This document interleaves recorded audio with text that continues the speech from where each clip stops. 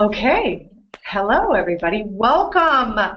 Welcome, guests. Welcome, viewers in the future. We are recording this, and welcome, Jessica. Hello. Hello.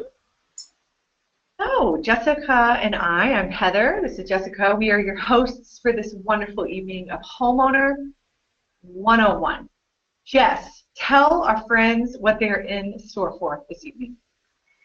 So we're going to focus mostly on the financial aspects of homeownership, but we're also going to go through kind of the basics of what the steps are as you are going through purchasing a home, but then talk specifically about the financial steps that you'll hit during that part, and we'll talk about credit scores and down payments, things people have a lot of questions and concerns about usually. Actually, let me just jump here to our next slide.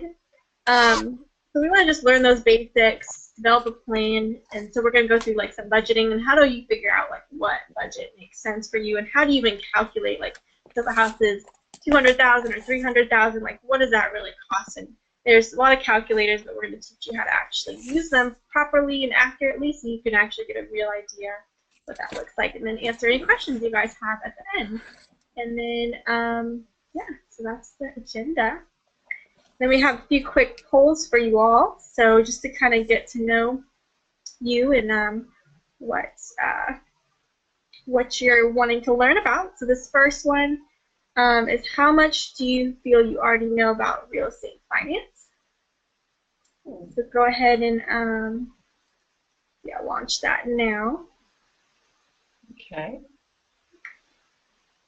I'll give you a few minutes. So it's like, do you know nothing?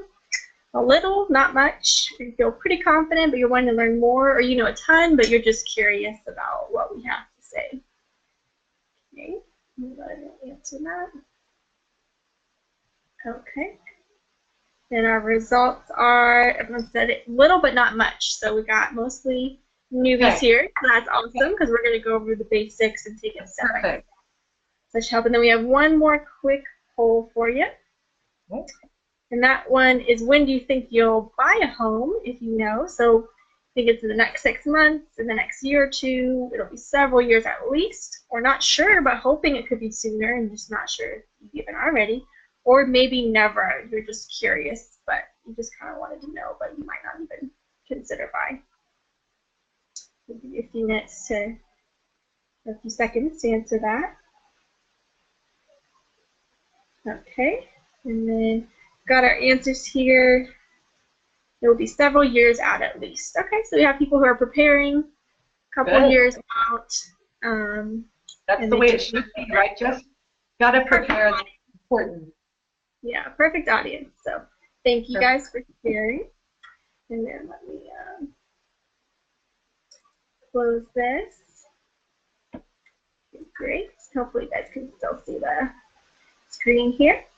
Okay, so again, we kind of already went over this, but it's our agenda. So steps, myths, cash requirements, determining your price point, and Q&A. All right, take us into this, Heather.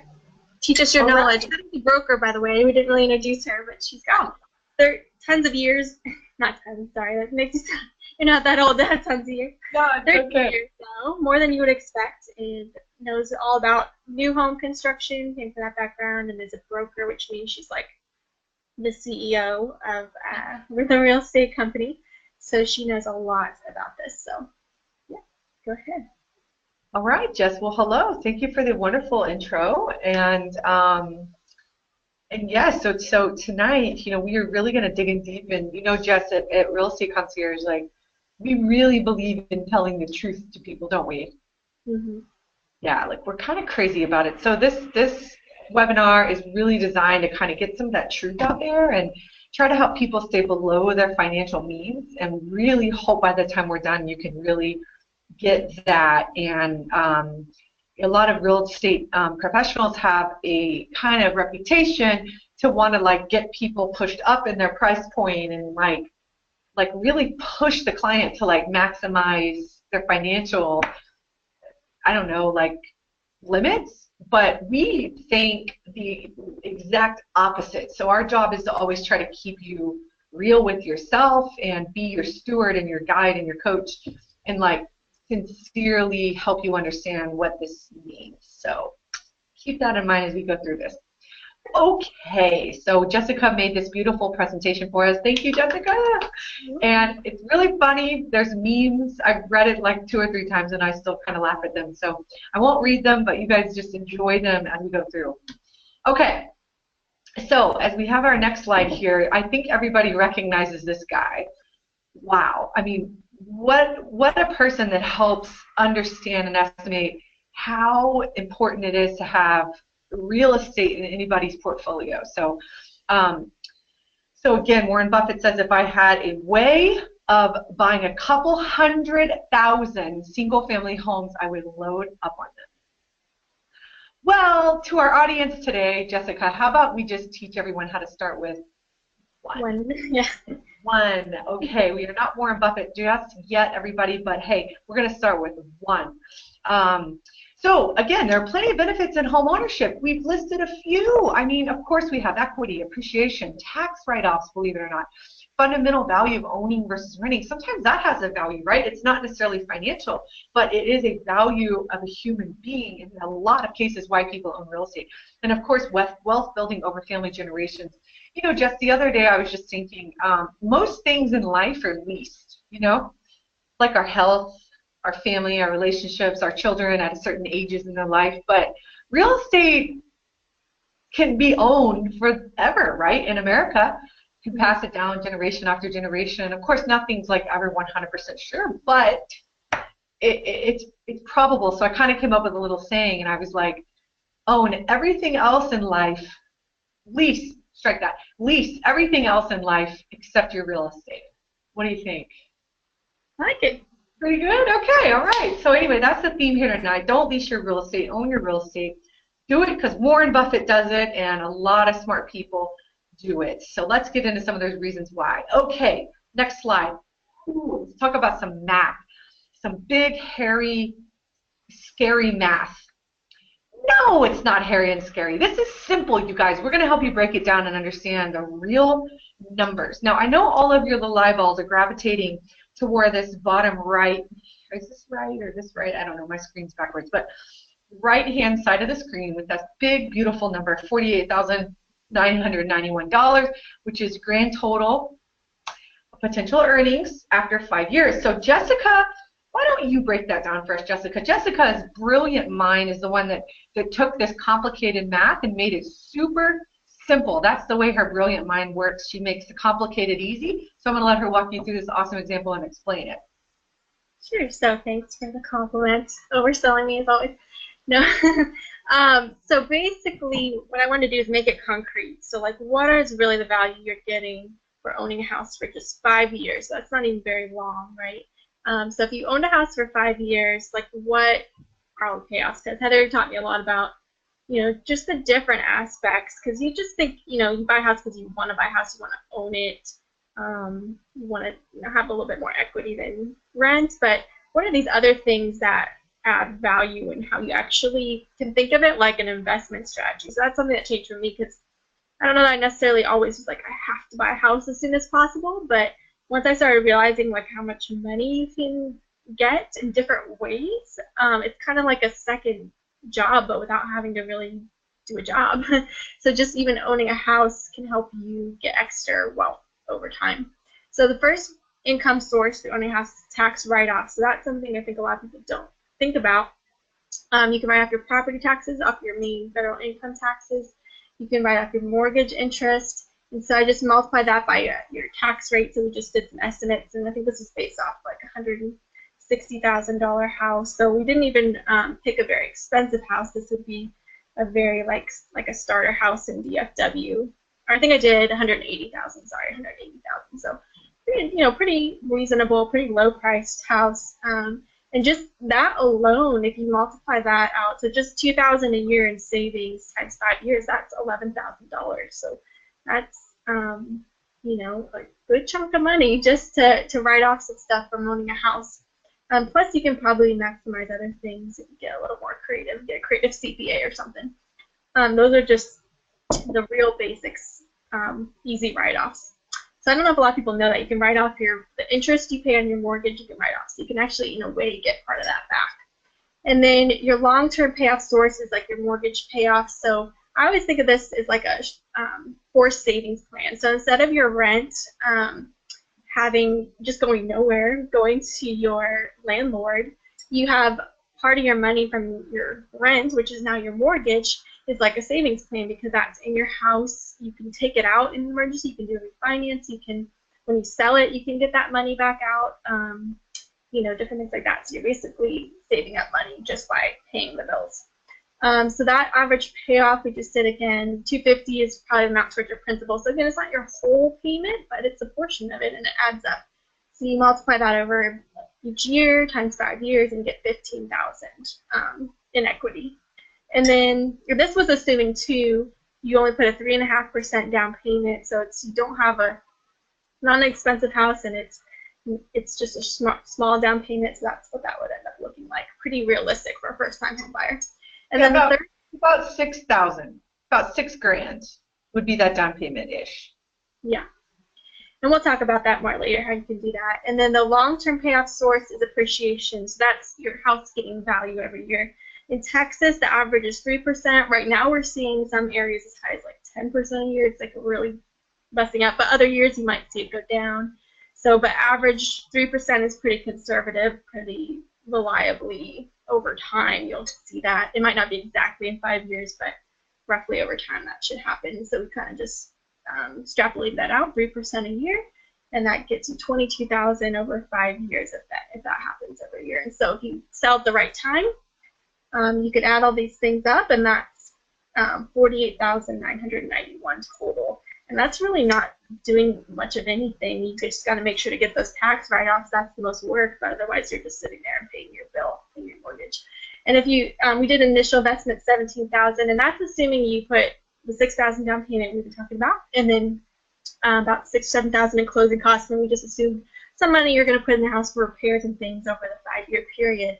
And so even that, you could possibly invest less, and we'll talk about ways to get credit with down payments and things like that, but that's kind of worst case scenario for a house that size or that price. And so you kind of easily, more than double that money in 5 years. So that's pretty cool. So I just want to make that content for you guys. Yeah, and again, like that, sometimes that 17,000 number can look a little scary, and yeah, I mean, again, there's so many ways we can get there, isn't there, Jess? You've seen so many deals, and you've seen how creative we are in working the numbers and setting expectations properly.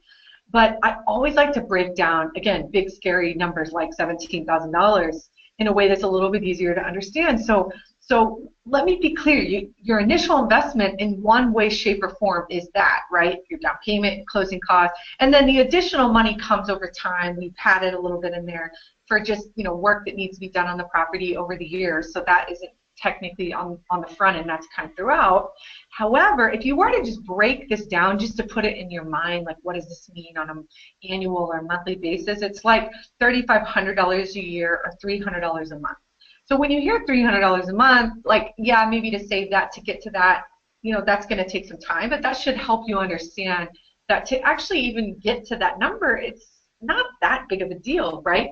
So again, it's all about just understanding where we're trying to go and then how we can break it down in a bite-sized chunks to help get you there in your mind, so it isn't so freakish, okay? All right, and then so when you double your investment in 5 years, that's like making 20% return on investment, isn't it, Jess? 5 years times 20%, that equals 100. So it's a pretty good investment. I would love to earn 20% on my money every year, wouldn't you? Yes. Okay. All right. So if you guys have any questions on that, let us know. We are experts in this kind of discovery and this finance piece that we just went over, and when we do our buyer orientation, we go over it way deeper, but this is just an overview understanding of how it goes down. Okay, so our financial steps in the home buying process. Let's dig a little bit deeper and see what we uncover. Here we go.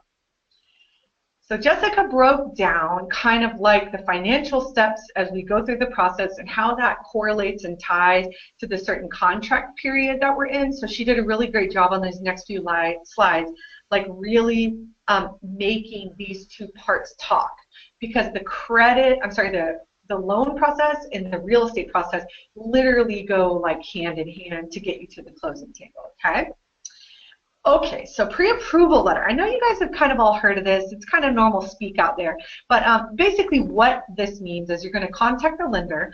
Could you call any lender? Sure you could. Sure you could. But just like any service-based business, right, we're not all the same, right? We have different experience levels and different way to communicate and talk to people. And again, we told you our values in the front of this webinar. That's about keeping you below your budget. Well, like I said, not everybody thinks like us. So again, it's always good to just get with your agent and kind of have them drive and facilitate the transaction. But again, it's your choice. If you want to get anybody to do your loan that can do loans in Texas, absolutely go for it. But a lot of times our clients say, hey, can you help us get pre-approved? And we do. And then we kind of shop the rate terms to make sure we've got the best fit throughout the process. And believe it or not, sometimes people don't even want to shop it because they're comfortable where they're at. There's no rules. You can do it however you want. But you're going to have the lender pull your credit. You're going to do like an initial application with the lender, and you're going to tell the truth, aren't you, Jessica? Yes. They'll find out. You don't want to hide anything. Oh, yes, because what's that bottom bullet point you say here? So they will ask for your blood type in your first one trial, but that's a joke.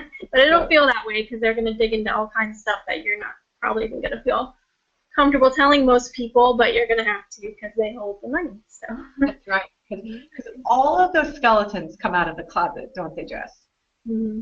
You can't hide anything from these people, you guys. I promise. Y'all remember that little...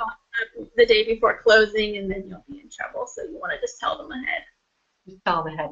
Yeah, right before we had this little thing called the Great Recession. Do you remember that decade, Jessica? Yeah. Well, okay, lenders used to be super open, and they didn't ask you any questions, and then we had this huge recession that almost turned into a Great Depression, and things kind of tightened up like a lot. So now they're like overcompensating, and they want so much information, and there's like 5 or 6 eyeballs that like check and balance this stuff. So trust me, they will find it. So you need to tell them everything, okay? All right. Okay, so again, prepare your tax returns, bank statements, all that kind of good stuff, and you can turn it in the pre-approval process. Okay, consultation. So this is the short call with your realtor. This is when we talk about your budget, who are the decision makers, what are your basic home needs, and what's our timeline, okay? A good rule of thumb is if we're like 6 months or below from needing to actually make the move, 2 thumbs up, perfect time frame. So if we're about a year out, not quite there yet. We need to continue to talk, and we need to work together, and then when we get to that about that 6 months, that's when we need to plan your orientation, build the plan, and execute the plan. And then simultaneously with that phone call, you're going to discuss the financial steps of how to get pre-qualified for the mortgage if you haven't yet. Again, we prefer you do this before you even contact us, but that's okay if you don't. Again, there's no real hard rule on that. We just need to get pre-approved before the orientation. Okay. Buyer orientation. So this is that thing I was just talking about where if we're more than 6 months out, this buyer orientation piece isn't quite going to happen just yet. This is going to happen when we're 6 months or less from the day we need to be in our new home. Okay, y'all?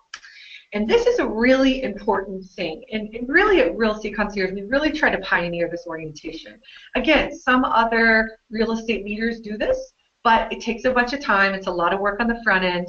And we just believe it. So we call this kind of leading with the plan. In this meeting, we build a plan. We don't just start looking at houses, okay? That's kind of the old way to real estate. The new way to real estate is going through an orientation and making a plan and talking about your needs and wants and budgeting really in depth and our biggest fears and what's your exit strategy, and then lining up our financial piece in with that and our ideal budget, and then kind of reconnecting back with the lender, sharing the plan so they're included also. So just to keep that in mind, that's called an orientation, and this is a huge life decision you're making, so it involves and deserves a level of respect and a level of focus that it needs to be successful. Just like if you're planning a wedding or having a baby, buying a house is a huge deal. Wouldn't you agree, Jess? Mm-hmm. That's where we really individualize. So everything we talked today is going to be kind of broad, kind of general examples. different options, but this would be where we really narrow in on your particular situation and help you figure out what's the right thing for you. And all things to talk about today, we kind of help you develop that financial plan. Is a lot of the conversation. Yes. Okay, love it. All right. And then we get into the fun part, showings. This is, again, where everybody wants to start. But I don't know if you guys have noticed, we've done 3 steps before we get into showings, right? We've done pre-approval, we've done kind of the initial phone call consultation, and then we've done the orientation. And then now it's time to look at houses. This is how we real estate. In 2017, we don't lead with the house, we lead with the plan, okay? So step 4, showings. So again, we're going to look at houses, we're going to set up your portal, we're going to teach you how to look at houses, we're going to do a construction analysis. We have training and construction in our team here, so again, we can kind of give quick estimates on if you wanted to rip the carpet out and put in hardwood floors, we could give you an estimate on site with approximation of what that would cost, because we could figure out the square footage on a really quick manner, and we could estimate the price per square foot on the wood. Boom, we can kind of estimate, okay? Very helpful when we're going through houses and we're looking at rehab type situations. And then again, simultaneously with the steps, on the finance side, we're going to be finalizing our lender choice as we're looking, because it's like, again, I hate to go back to this having a baby thing, but I mean, you're getting near the due date, right? The baby could come at any time, right? So the house could come at any time, right, Jess? I mean, it could be, you could be looking the first weekend and you're like, oh, what's that? I'm agreeing. Day 2, I was like, you might find the one. Yeah. Yes, you just never know, do you? You never know. So we want to be prepared, which means we want to have the loan piece constantly matching with that. So another kind of myth, Jess, I know you see sometimes out there, is people think, a lot of times people think, well, I'm not going to make my decision on the lender until after I find the house. Is that the best way to go about it in a a seller's market?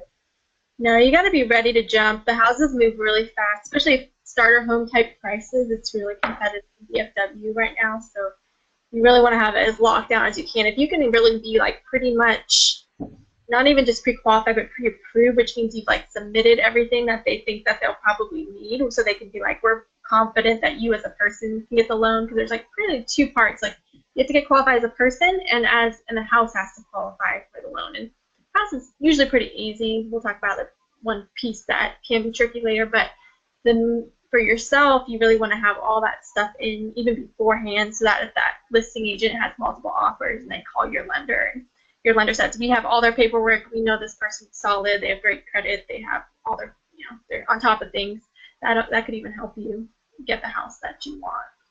Absolutely. And not to stress out our listeners here tonight, we there's a lot of steps, there's a lot of moving parts, but Jessica, our job, right, as the leader of this, all the things you're talking about, I mean, it's our job to set those proper and clear expectations for our buyers. It's our job to help them make the right decisions at what point in the process, right? Yeah. So even though our friends out there are getting all this information, it's really part of our job to make it seamless and simple and easy and not overwhelming as much as we can, isn't it? Mm-hmm. And it'll be less stressful because there's a lot of things you'll be thinking about once you get under contract for a house. And so if you have this kind of out of the way as much as possible, they're still going to need some things later on, but if you can have as much as they know they're going to need already in, it'll be much less stressful for you once you get into the deep of it. That's right. That's right. And that's why we put so much time into thinking this through, so we can make it as simple and easy on you as possible. And we like to win. We like to win you the deal and not make you go through 10 contracts. We don't like to do that here. We like you to win early on. So we try to think about all these things and build a great plan on the front end, so we're ready to use parts of that plan as we need them, whenever we need them, and they're ready to go. We just don't have time to react, so we like to build that on the front end, being preemptive. Okay, contract and option period. So when it's called going under contract, all right, that phrase I know you've probably heard, that means you have an accepted offer, an assigned executed contract with the seller, okay? Execution, executed, that's the buzzword. In most contracts, on the resale side, which means a home that's basically not a new construction home, You have something called an option period, also known as an inspection period. The real word is option period. But what this is, it gives you most of the time to inspect. That's what most people do in this time frame. It's anywhere from typically 5 to 10 days. We've done them in as quick as 1 day, haven't we, Jess, to win the deal? But they could go as much as 15, right? It's a time frame that's negotiable. It's all over the place, but that is a good rule of thumb, 5 to 10 days. That's when you can cancel for any reason at all. Any reason. Any reason? Any reason. I mean, the sky is too blue that day, you can cancel, right? We don't encourage that. We like to set expectations before we begin. But, you know, it gives you the peace of mind to know that you can, you know. Unrestricted right to terminate. That's what you have in that option period. You're always going to pay for that. And the minute you go under contract and the minute you cancel, inside or outside of that option period, it doesn't matter. You lose that money. Typically, it's about $100 to $300. Again, we'll get into this money period in a minute here. Okay. So we're going to deliver, and then during that time when we're under contract, we're going to deliver the earnest money. That's like the deposit. We're going to deliver the option money. We're going to pay for the inspection. That's also a hard cost you will not get back. Again, total here about $1,000 minimum for earnest, $100 minimum for option, $350 to $500 for the inspection. So about $1,500 to $2,000 cash is kind of what we need to prepare for minimum right now. Okay. All right. So after the option period, all right, so once we have after the option period, that's when your lender is going to take your credit card info for the appraisal, order the appraisal, and then, hey, go ahead and start packing. But don't schedule the movers just yet, because we have one big, huge financial hurdle to get back over, Jess, isn't that? Mm-hmm. Appraisal. Mm-hmm. We have a lot of appraisal problems these days because prices are getting pushed up so precipitously. And appraisers are pushing back and questioning those. So again, part of our job is to set your expectation if that could be a problem or not. And we're going to do our best to do that. We're always going to need to get the lender anything they ask for ASAP, and don't do anything crazy with finances. I mean, no new debt, and we are not kidding about this. I mean, if Lowe's was having like the Memorial Day sale and you just had to get the deal to get the credit card, just pass. It's not worth it. Or wait, okay? Do not do it. Okay, so here we go. What do we got? We're almost done with the contract period closing and funding. Yay! Closing means we're at the finish line. This is where everybody signs the paperwork. This is the big show, closing day, right, Jess? This is, again, the wedding day, the delivery date. This is when all the people of the bicycle wheel and all the spokes come together to make everything happen. And there's a lot of moving parts and a lot of things that could go wrong, and sometimes they do. But ultimately, as long as we get the house and we finish the right way, okay, we might have a few bruises along the way, but we're going to dust those off, we're going to move on, and we're going to remember the big picture. But the real magic word you want to hear is the word funding. So this is actually when the lender pushes this little button on the computer and they fund the loan. Okay, and that money goes to the title company. Title company gets the cash from the loan to pay off the seller's note and the seller and all the parties, and officially the house is yours. One interesting thing about this is that funding might not be the same day as the closing day. A lot of people don't know that. It's possible. Sometimes it is, sometimes it isn't. But again, we'll set your expectations a little bit better for that when it happens, when we get a little bit closer, but keep that in mind. Your lender also is going to give you a green light. It's called clear to close. So that's the word you're waiting to hear from the lender. Clear to close. And that's always going to be before the day, usually. And that's the time when they tell you the loan's ready to go and you need to get your cashier's check payable to the title company and go to closing. Okay, and sometimes, you know, you might not get this final amount until closing day. That can be a little stressful, but I always like to remind people of that too, because again, a lot of moving parts are coming toward this one magical day, and it just might not happen until closing day where you get the final closing figure. But you always have a good estimate. So again, try not to freak out. It can happen. Okay, we're doing great here. We're about halfway through, and if you guys have any questions, again, as a reminder, just feel free to raise your fake little digital hand or send a chat or speak with your real voice, okay? All right, credit requirements. So we're going to go over 3 myths now, Jess, okay? So why don't you take us through myth number 1? First one is that a lot of people think you have to have perfect credit to buy. And that's not the case. It's fairly low that you can get approved. You can be pre-approved for as low as 580. We actually just talked to a lender today, though, who said usually 600 is better. It's really hard at 580 because usually if it's 580, you might have something like a bankruptcy or something kind of bigger that might disqualify you. But there's usually a lot of ways to work on things to overcome it.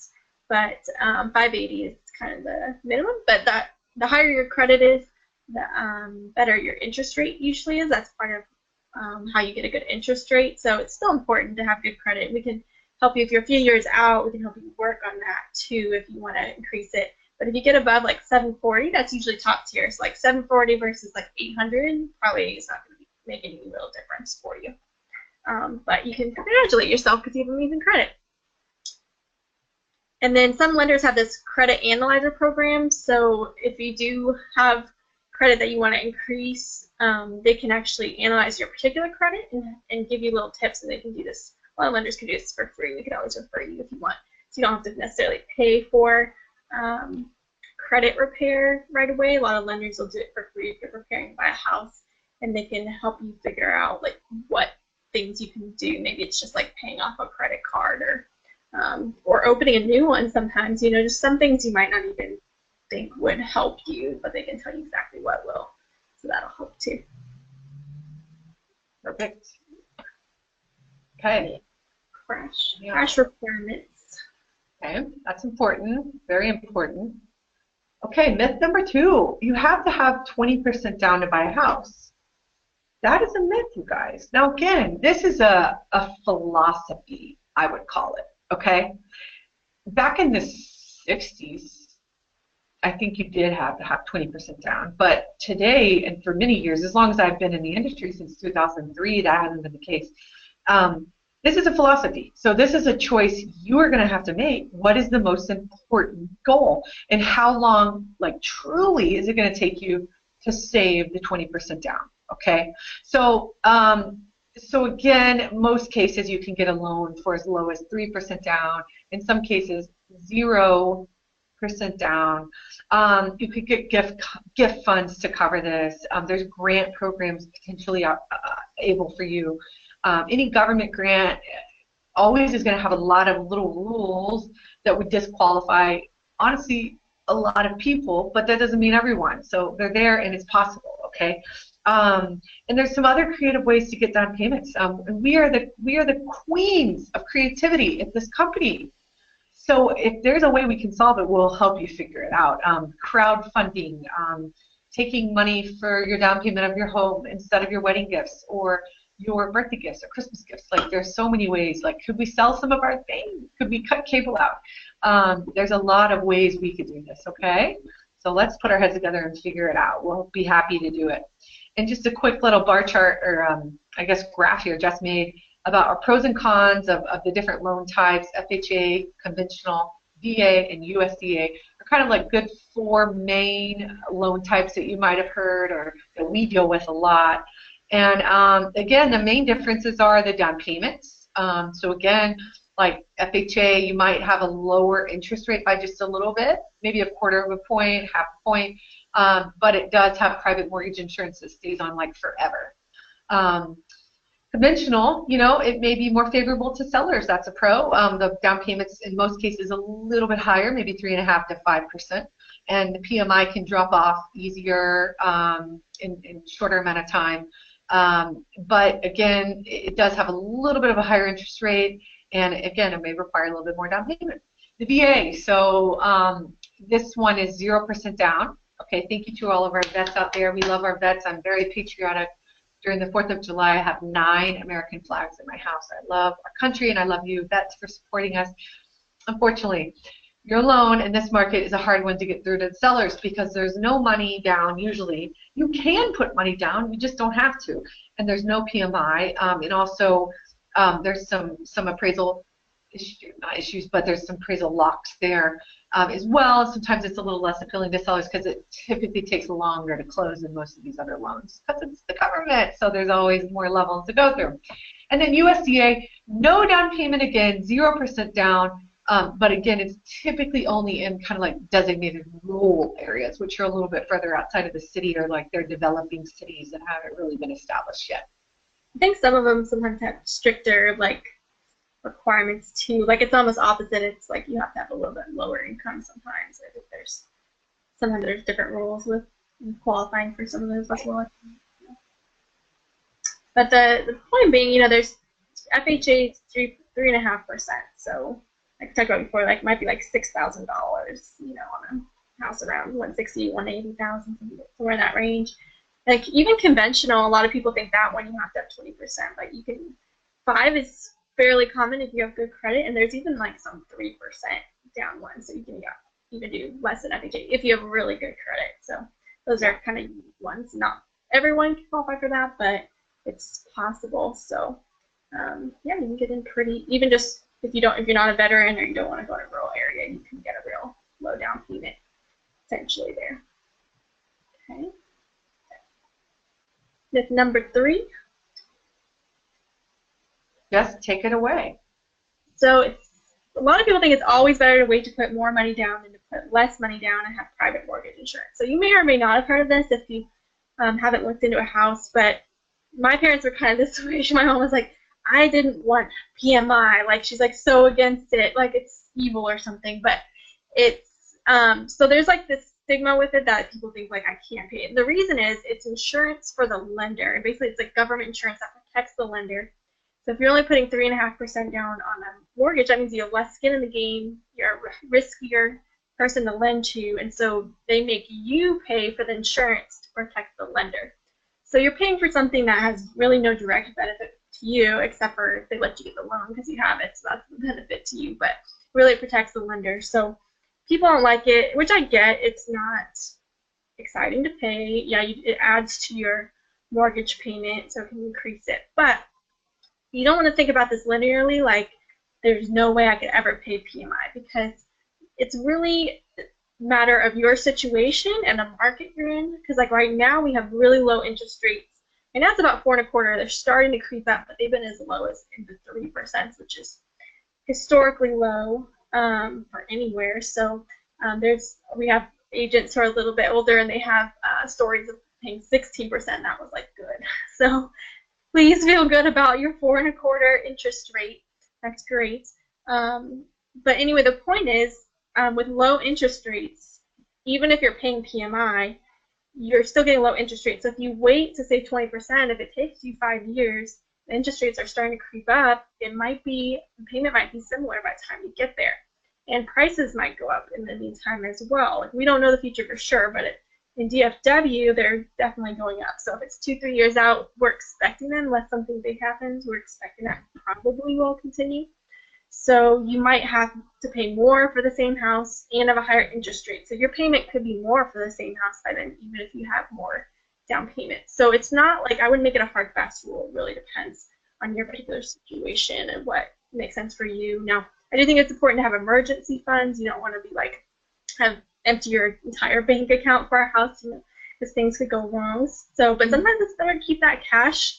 And even if you had 20%, in some situation you might feel more comfortable keeping, putting 10% down and saving 10% for your emergency fund. And maybe in your situation and the timing of the market, that's the right thing. And then also, if you wait 5 years to buy a house, we talked about those savings that you get over 5 years in that chart at the beginning with all that money. You would lose all those benefits. So if you took those 5 years, you don't get that $50,000, so does it really worth the extra $150 a month in PMI to maybe be able to start that sooner and start getting those benefits and financial benefits in homeownership? It may be. So we can talk to you about your particular situation. It's not always, jump in right now. You want to be financially ready, but just want to kind of dispel that, not to be rigid about PMI is like non-negotiable, because I don't think it's necessarily the worst thing. It's a very small piece of the puzzle, very small. And one of our jobs is to help you figure out what's your main goal? What's our second main goal? What's our third main goal? And then we build a plan around that. And because if we let the other 500 factors have an equal piece within the goal pie, we'd never get anywhere, and you'd never get anywhere in life, right? So our job is to help remove a lot of these myths and debunk a lot of things that just don't matter based on your goal, okay?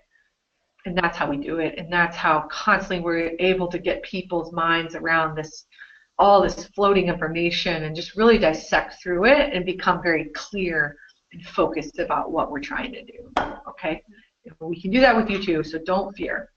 Okay, so down payment examples. Okay, so let's look at our example. That same $160,000 house that we gave you in the 5-year kind of estimated return. The $4,800 is the 3.5% down. We've got about $8,000 at 5% down, and 20% down would be about $32,000. That just gives you a quick snapshot of what those down payments look like. Same example here for the $250,000 house. It almost double, right? Almost, but $87,500, $12,500, and then about $50,000. Okay.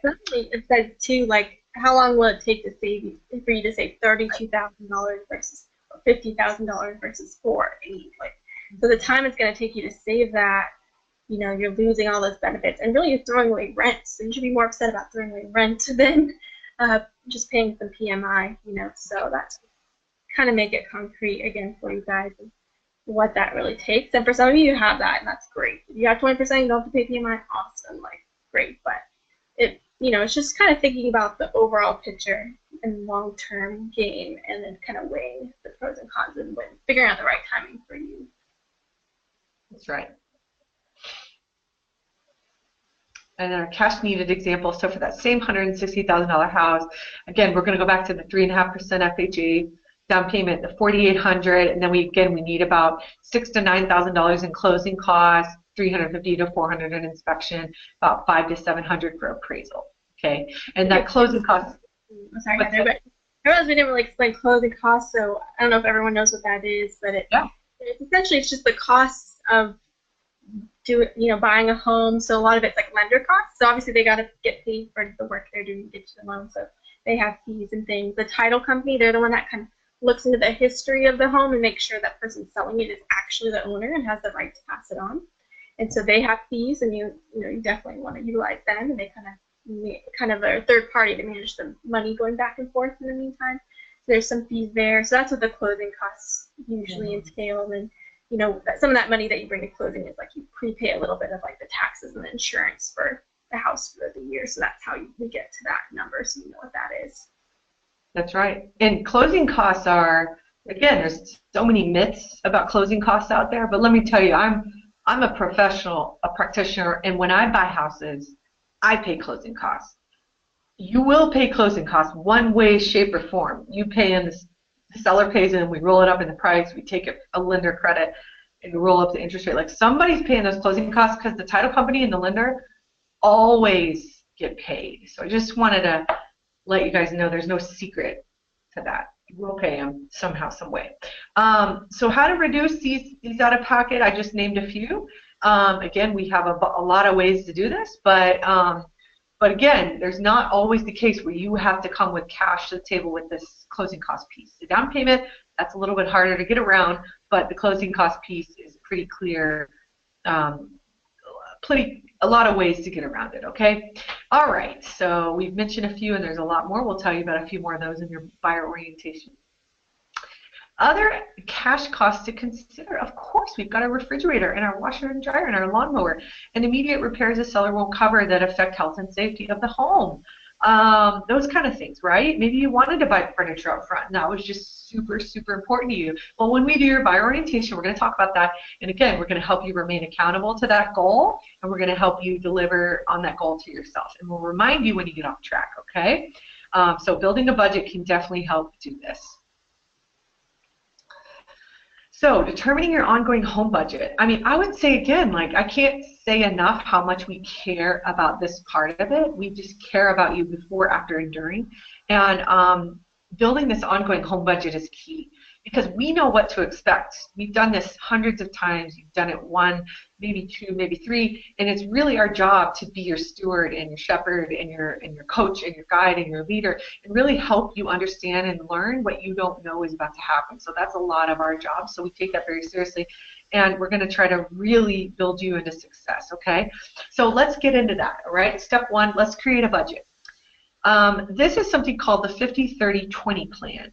Jess, you're pretty familiar with this plan. Jess is our token millennial here at Real Estate Concierge. And it was a really good eye-opening experience for her when she went through this program with her husband last year. And Jess, I love when you tell the story. So why don't you walk us through this 20-30-50, because you're a living, breathing specimen of working this plan. And I think our audience would love to know how it affected you and changed and help you learn about your own money and spending habits. Yeah, so just started to break it down, because I've always, been pretty good at spending less than we make, but we kind of just winged it for the most part. And we've made detailed budgets, but it's kind of hard to really remember, okay, if I have X amount of money for clothes that month, when did I buy something last and how much was it and how do you track that? It's just kind of tedious for me. So I found this way kind of simple. The concept is about half of your money, your income, can go towards fixed costs, so things that don't really change, that you don't have a lot of control over.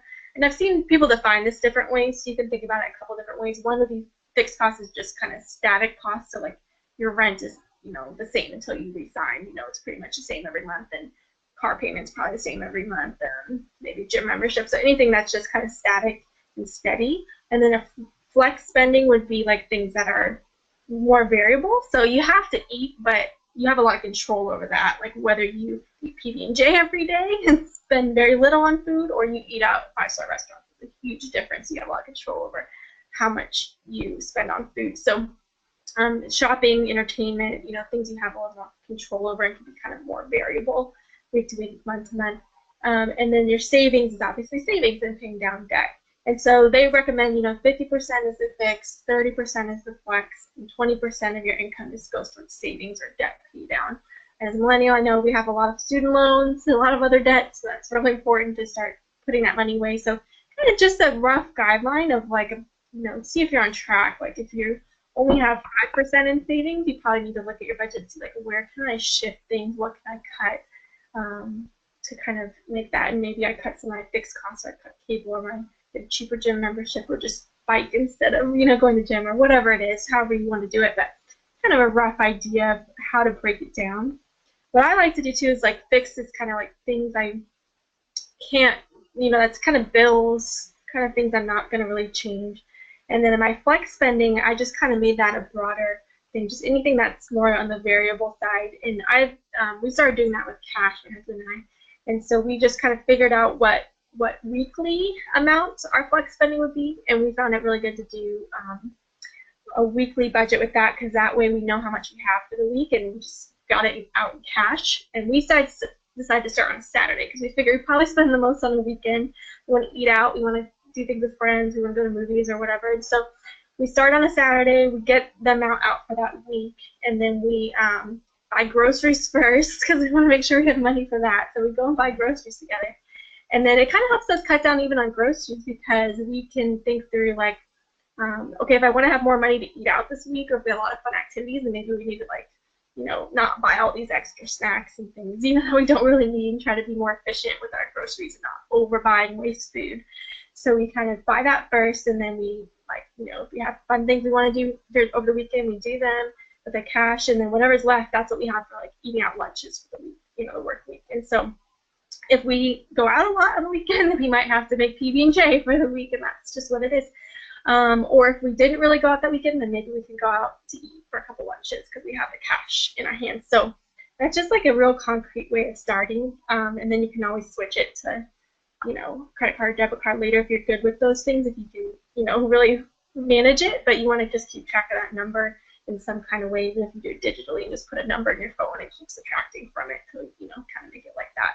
But cash is a real easy way to start that. But it can just help you, make that real concrete and kind of stick to your budget, but not have to think about, is this for food or is this for clothes? Because it all kind of lumped into that flex number, and you can just spend on whatever you need that week and whatever you want to do, and it can kind of change from week to week how much of that is spent on which thing. So I found that really useful, and it helped us save a lot of money and stay on track without feeling burdened by like keeping track of all these like smaller categories. We just kind of had bills, and then we had our flex money that we can use for whatever we want that week.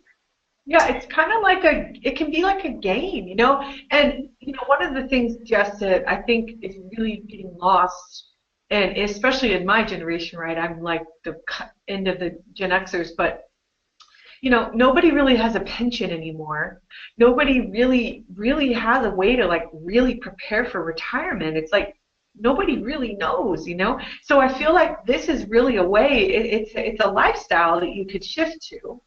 And one thing that clicked for me on it was, I think the president of our company said this, Jay, he said, your savings is kind of like paying yourself first, you know? It kind of is, right? Because if you're like 20%, that goes back to the future me. And then I've got 80% to spend on the current me, and then my liabilities, you know? And so you just kind of shift your mindset, and then you just start, and then you make adjustments, you know, and then you start with the cash, and then you start with another system, and another system, and another system. So anyway, it's just beginning. So this is a good way for people that are a few years out. You start with your fixed costs, kind of make sure those are 50%, or see if you can cut back a little if you need to. Then I would do your savings next and try to expand that, and then kind of see what's left, you know, for your flex, and try to really, that's the one you have the most room to really squeeze. So you might even decide, I want to really be really aggressive towards saving for a house or whatever your other savings, paying down debt. And so I want to squeeze my flex one if you can make it work and make that less than 30%. You can definitely do that, but I would definitely try to start with the fixed costs and then your savings and goals. And even that can be savings for vacation. It can be fun things too. But we're running out of a little time here, so we'll go quickly through this. I want to get to the part where we actually calculate your mortgage, and then you guys probably want to see that. But fixed cost, just an example of how you can break it down. So if your monthly income's $6,000, you might have $3,000 for fixed costs. And then here's just like example. I probably forgot a lot of things that you might need, but just give an example. If your total, oh, sorry, I forgot to fill in this again. So if your total is $1,550, you have the $3,000 minus $1,550, and then that can figure out what your mortgage payment is. So whatever your bills are, you can kind of do everything but your mortgage payment, and that can help you figure out, your 50% minus your other costs, and you can see what your mortgage payment could be, kind of fit into that. And then your savings, again, you might save for a down payment as part of that, but $1,200 would be about 20% of that income, so kind of how that works. And then flex spending would be about 30%, and then so you can break it down if you're one of those really organized people that want to, or you could do it like I did it, break it down just into a weekly chunk and spend it on whatever you want that week. And then just again, just remember that if you do buy a home, you also have to add into your budget some things that you wouldn't have to as a renter. Most likely is like lawn care and pool care, repairs, things to go wrong. And then a great way to build a reserve is save your tax refund, or at least half of it every year, and that can help you build that savings funds for your house if you're getting ready for that. Okay, then I'm gonna go ahead and do this calculator. Actually, let me pull a different one we have kind of set up. We're going to show you guys, this is the fun part, how to actually calculate. So if you figure out your numbers, $1,500 is what you can have your mortgage payment be. Then you can kind of play with the numbers on these Zillow mortgage calculators. Anyone can get to this. It's just zillow.com/mortgage calculator. You can just find it free on that website. But filling it out can be a little tricky, so Heather can walk us through how we're going to fill this out. Okay, so we do this all the time, don't we, Jess? And we love taking people through these exercises. And when we get done, I think we should show our friends out there what 16% interest rate looks like. So the next time everybody cries about a 1/4 point increase, we can remind them of what the real truth is for our parents, of what they had to go through. Okay, so $160,000, 3.5% down. Now I know it says 4%. It always rounds up. I don't know why, but anyway, it is. We did put in 3.5%. We're doing a 30-year fixed mortgage. Now, Jess, if you could toggle over that and just show everybody the loan program options, where if they really wanted to see what a 15-year, click 15, and let's just take a quick look at what that adjusts to. Now, did it adjust the rate down? The way the Zillow mortgage calculator works, it takes you to like the lowest possible rate that somewhere on the planet exists. But again, that's like, remember earlier when we were talking about tier 1 credit, 740 above, like no skeletons in your closet, perfect, perfect, perfect.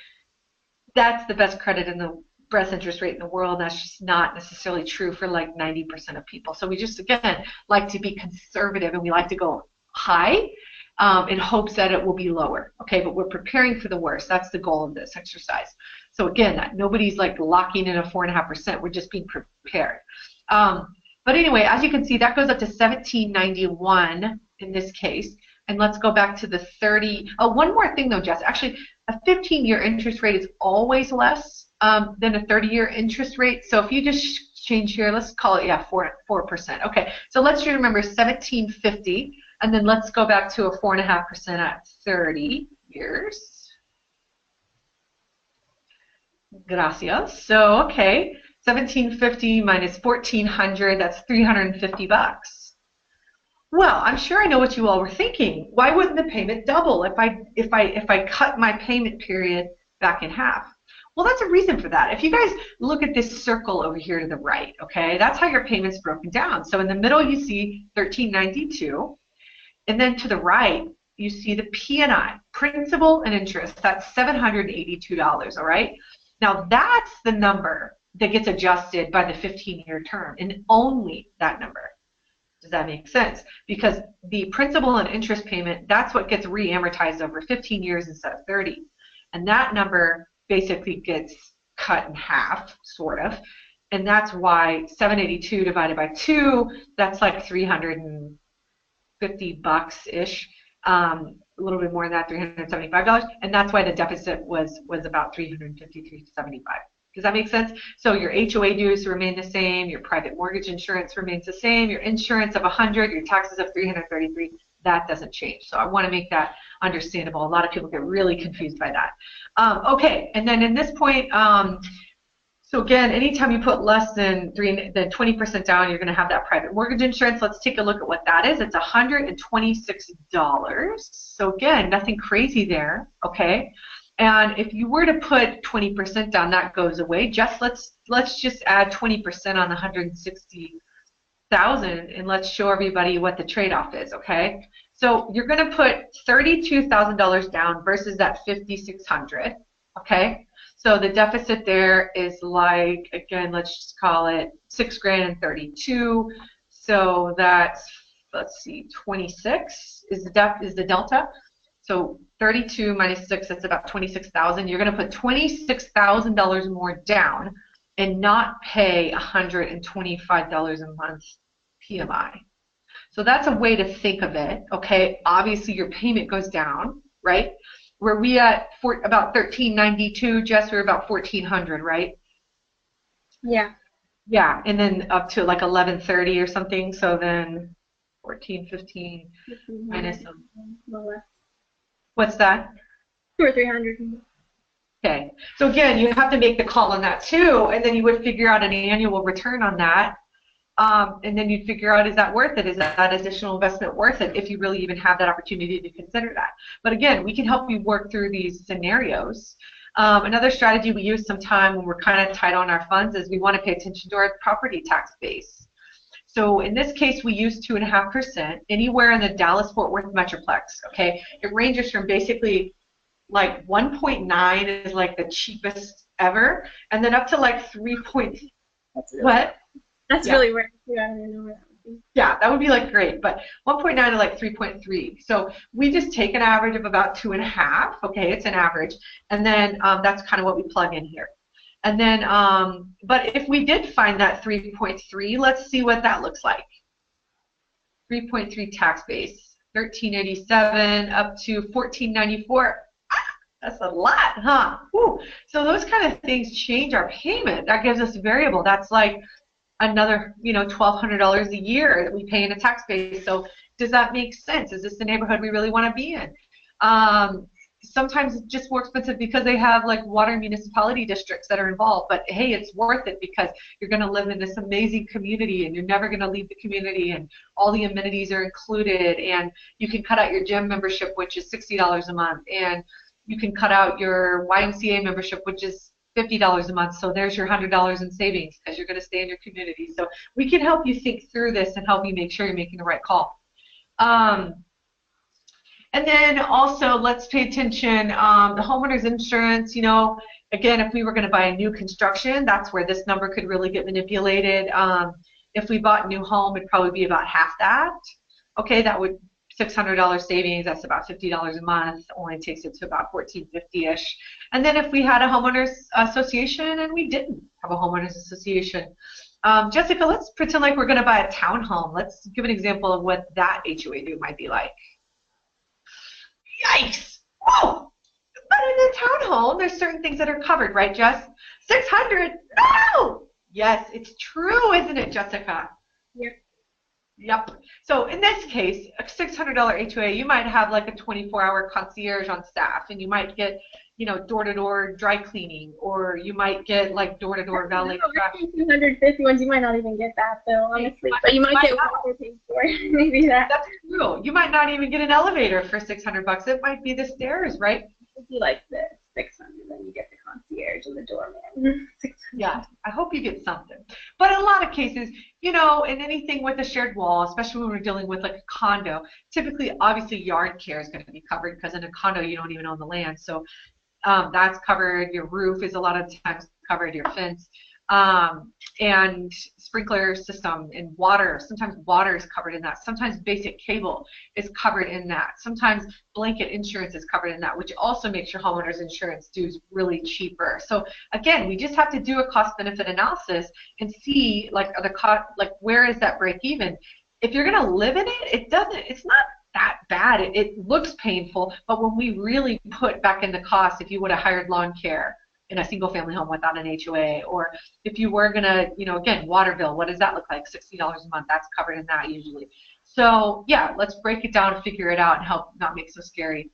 So that's our mortgage calculator. So for fun, Jess, let's take our HOA back to, 2.5 on our tax, and let's go back to 50 and then back to 1,200 for our homeowner's insurance. Let's put in our just normal old run-of-the-mill numbers for a basic old single-family home dwelling. You guys can use these numbers when you play with the calculator.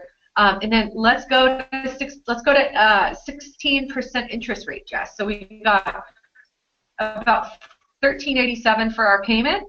And let's see what interest rates, or interest rate, let's see. Oh, let's sorry. do 16% interest rate, I'm sorry. And then the We're gonna 3.5%. do that. Oh yeah, no problem. Let's go back to 1989, Jessica. See what's up. Twice the payment. So Jess, I'm just curious, do you think our friends that typically could be comfortable and afford a $1,400 a month payment can afford double that at an almost $2,700 payment? Mm-hmm. I don't think so. I do not think so. And I am not kidding. I mean, the savings and loan crisis, ask anybody that lived it, they will promise you the interest rates were this high. And it could easily happen again. So be thankful, kiss the Fed. It is a wonderful thing rates are this low. And then one last thing, we'll take everybody to, we can go back, absolutely. Let's go back to 4.5% on that interest rate, Jess. And then let's take them to our amortization schedule here, Jess. And let's just show everybody what this puppy looks like. So when Jessica starts sliding on this amortization schedule, you guys will see the payout, the principal payments and the interest payments. So on that 5-year calculation Jess was doing, this is basically where she got the principal pay down on the loan. So again, this is kind of what the cost of the loan is. And as you can see, right when the X happens and right in the middle of the amortization schedule, when the interest exactly intersects with the principal, that's when things start to change. So in the beginning of your payment, you're paying a bunch of interest and not a lot of principal, but right at that 15-year mark, if you're doing a 30-year note and you haven't paid any extra on your principal, that's the point when it changes and you start to pay more principal than you do interest, okay? So the bank always gets their money on the front end and they get paid the most in interest on the front. So again, don't fear this amortization schedule. Don't get scared. Don't fear it. Just learn it, understand it, know it, and we'll teach and help you grow and learn more about it. Okay. Just to give you guys a heads up, if you want to use this calculator, Zillow, so Texas has pretty high property taxes. So if you're doing this for taxes, you'll always want to make sure you up this to 2.5% because it defaults. Usually, I've seen it. I think they've raised it recently, but it used to default to like 1.2. That's a big difference. So make sure you choose tax rate. Make sure you get it accurate. homeowners insurance. 1,200 if it's like under 200,000 is probably a good one. Otherwise, you can multiply the purchase price times 0.006, and that gives you a rough idea. So just make sure you kind of use accurate numbers, and then always bump up the interest rate, like maybe half a point or 0.75 or so from what they're giving you to make sure you get accurate numbers. All right. Okay, so that's that. So let us know if you guys want us to work through actual situations. We definitely can. That's kind of how you use it. All right, so we come to Q&A. So I'm going to unmute you guys. You can unmute yourself if you want, or mute if you need to, but I'd love to hear any of your questions that you have. And then I want to point out, too, while we're doing that, in your handout section, we have a few videos for you guys. One is home buying cost estimates. So when we talked about all the cash things that you need, we have a summary and some more details in a handout PDF. So you can find that in the handouts on the side and download it if you want. There's a budget worksheet that I found that's pretty good. And there's one that's just kind of general that just takes you through a lot of detail if you just want to think through everything and try to prepare for getting ready to buy a house. And then there's a budget spreadsheet. I actually found a Google template that it kind of breaks down the 50, 30, 20, but they call it needs. So needs is 50%, and wants, so things you don't have to have but you want, 30%, and then savings is 20%, and it helps you break down what those things might be, and then it actually can turn it into a graph. Now I think when I converted it to a regular kind of Excel more format in there, it might not make the graph automatically for you, but you can email me. Let me get our info concierge if you want. You just help you find that template, and then it's kind of cool because you just put in the numbers for your budget, and then it actually graphs it for you, so you can see what the ratios look like without you having to calculate it right away. Kind of for you. So it's kind of fun to play with and get your budget kind of those ideal ratios that we talked about. So feel free to take advantage of those. And then yeah, our info's here if you want more help on anything. We offer all clients 3 30-minute consultations. If you want to just talk about anything home buying, feel free to reach out, just email us, and we can set that up for you. But did you have anything else you wanted to add? No, just call us and we will tell you the truth, won't we, Jess? Anyone have any questions? If you want to raise your hand or unmute yourself, or put it in the chat if you don't feel comfortable talking, give you a minute. We'd love to hear questions. Yeah, and while we wait for those, we can go ahead and stop the recording and wish everybody a wonderful night. We hope you guys enjoy this for years to come. A lot of this information is classic, but of course, things in our business change every day, and there is a lot of gray, y'all. So just get a partner that you can trust and confide in, and that's going to be there for the long run. All right? Look forward to hearing from you, and have a wonderful time learning about this opportunity that is destined to find you.